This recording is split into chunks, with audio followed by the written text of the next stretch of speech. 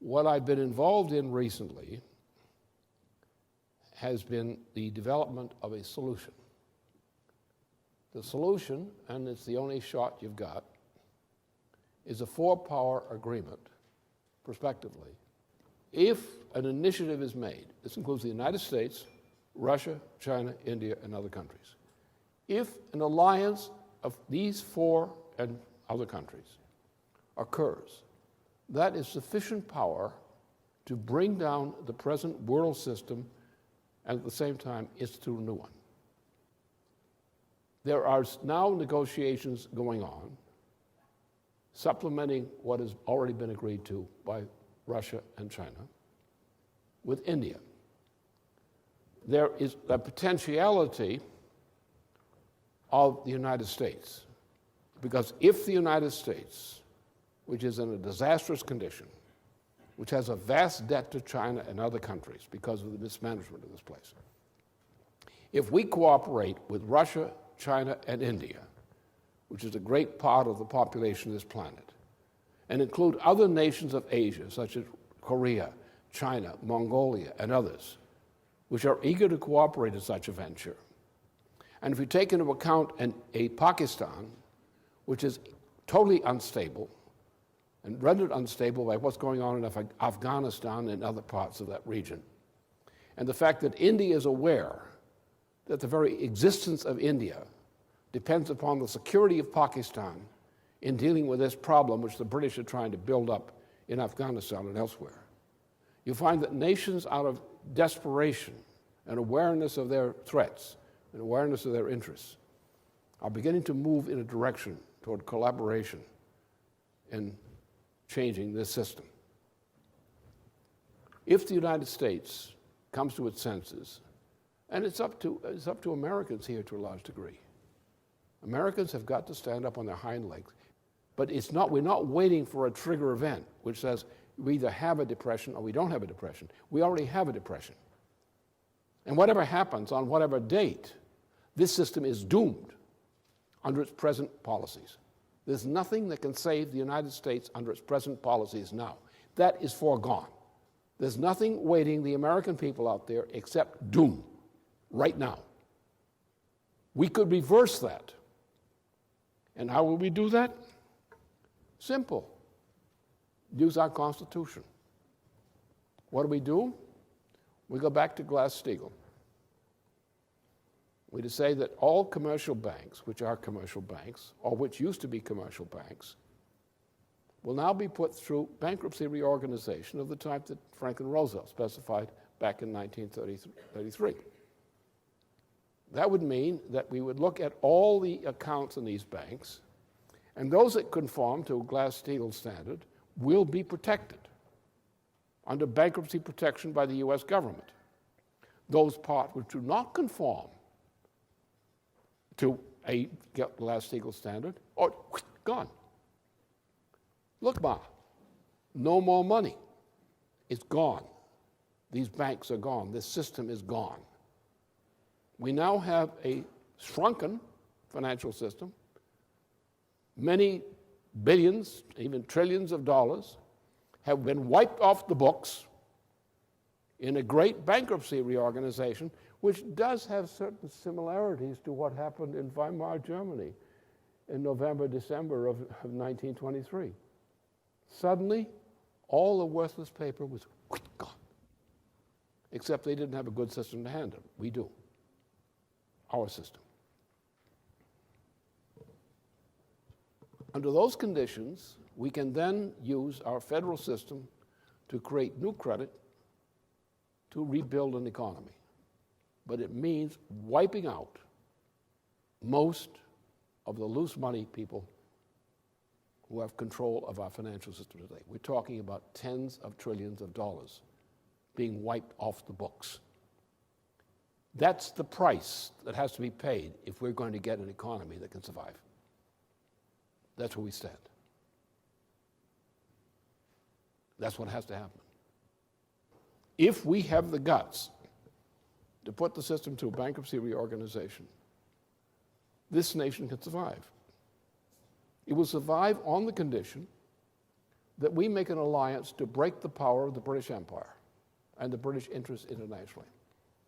That means making a partnership with Russia, China, India, and other countries to eliminate the present world monetary system. Eliminate the present monetary system and go to a credit system, which is the system adopted by the United States before our Constitution was actually formed, under Alexander Hamilton, in dealing with the war debt of the United States in the early 1780s, and then became an integral part and the foundation of our federal Constitution at a later point. So if we go back to our constitutional standard of a credit system and join with Russia, China, India, and other countries in also getting a block of a credit system, we have the power then, with the support of other nations who are looking for a solution, to eliminate the imperial system which runs the monetary system which runs the planet today. That's our only chance. What we're going to have to do is have a mass program of basic economic infrastructure of the type that requires a maximum emphasis on agriculture and machine tool design in order to make sure to get the highest levels of technology functioning again immediately in this country.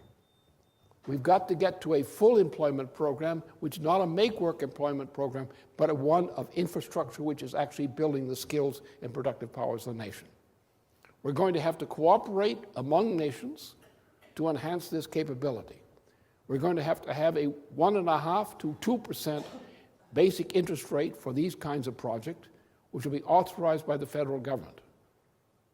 We're going to talk in terms of 50-year and less shorter types of investments by the federal government. We're going to build a mass transit system. We're going to build a nuclear power system beyond anybody's imagination today. We can do it. All you have to do is start doing it, and you can replicate the project and train more people in it. And that way we're going to save the nation, we're going to save the planet. We will find that Europe, probably beginning in Europe, in Germany and France, which are nations which have the greatest relative potential for getting back into business, except for the greedies in Germany. We're going to have to start to do that. We're going to have to continue and expand the general problem for Africa, the general program of development for Africa. We're going to have to look at the countries of South America from the same standpoint. And within 10 years or less, we will have rebuilt for the United States a semblance of what we once thought we had in modern terms. That's what we must do. And you in the United States must do it. You must organize those in the United States to do exactly this. Because I can tell you that Russia is prepared to do this. China is prepared to do this. There are 1.4 billion Chinese.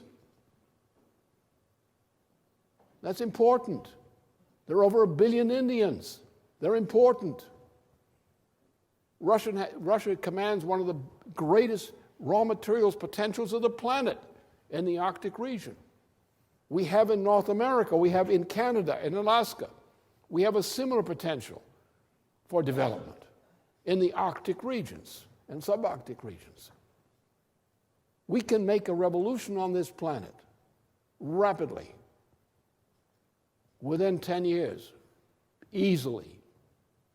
We can change things to get us moving in a completely different direction. But the problem lies not with who we criticize outside in other nations, though criticism must be made. We have to look at ourselves. We are the supposedly great power.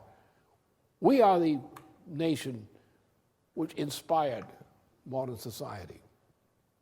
We have to kick our people in the butt and get them to organize themselves for no less a purpose than their own survival. So this stuff we've been doing and putting up with, this debating, this question of popular opinion, this question, well, I don't think, well, I'm not sure, but somebody tells me, what somebody says differently than you're saying, idiocy, idiocy, cowardice, corruption. When people don't think things through in a time of crisis because they want to doubt or they want to protest or they want to raise some projection of that type, you kind of people who are condemn themselves to hell. And if they're looking for it, they probably will find it. So the point is, it lies with us. The crisis is now. The time is short. The weeks ahead cannot be wasted. I will be working during these coming months, several months, to try to put into place some of the agreements which are needed to get this world out of this mess. But I need some more showing from the American people of all particular degrees. Let's get up off the ground, let's mobilize, and let's take charge. We have to develop populations. Therefore, we have to realize that when you're dealing with a language culture, which is a very complex thing, it's not just the language, but a lot of other things. When you're dealing with a language culture, you have a certain depth of a faculty called irony, which exists in every language culture, which is generally expressed in the music and the poetry, the art, and so forth of that culture. And therefore, people, when you touch that aspect, which is deeply embedded in a national culture, you are getting close to where the creative powers of the individual lie. So what our objective must be, the nation state, is based on the idea of nation state culture. You must bring into play the creative potential of a people through its culture. Therefore, you want them to represent themselves in terms of the fulfillment and enrichment of their own culture. Therefore, we want the consent of humanity. We don't want a consent of pig pens. We want the consent of different cultures, because creativity lies within the culture. Therefore, we want an assembly of peoples which are respectively sovereign peoples in order to mobilize their cultural potential for becoming truly human as they can become. And it's the consent of these sovereign cultures which we must bring into play in order to finally achieve what Franklin Roosevelt intended when he designed the idea of the United Nations, was to eliminate all elements of oppression from this planet and to create a system of sovereign nation states, of developed sovereign nation states, which will then take over the entire territory of the planet, leaving no room for empires or similar kinds of phenomena. And bringing that together, that should be our purpose. So therefore, we have some nations which have together the power, sufficient power, to free the slaves among the other nations. So therefore, our objective here is to bring nations together, recognizing that no nation has sovereignty. Not now. We're going to have a system of sovereignty on this planet, of sovereign nations, because we need it, because human culture demands it. Therefore, we nations which are strong enough to do this, who represent enough power to pull this off, have the obligation to exert that power we have when we're acting jointly to get rid of the British Empire. And when you think that way, you're thinking strategically. Get away from those lower forms of thought, which are petty ones. We're going to change this planet to make it a respectable planet that the other nations, the other planets don't have to be ashamed of.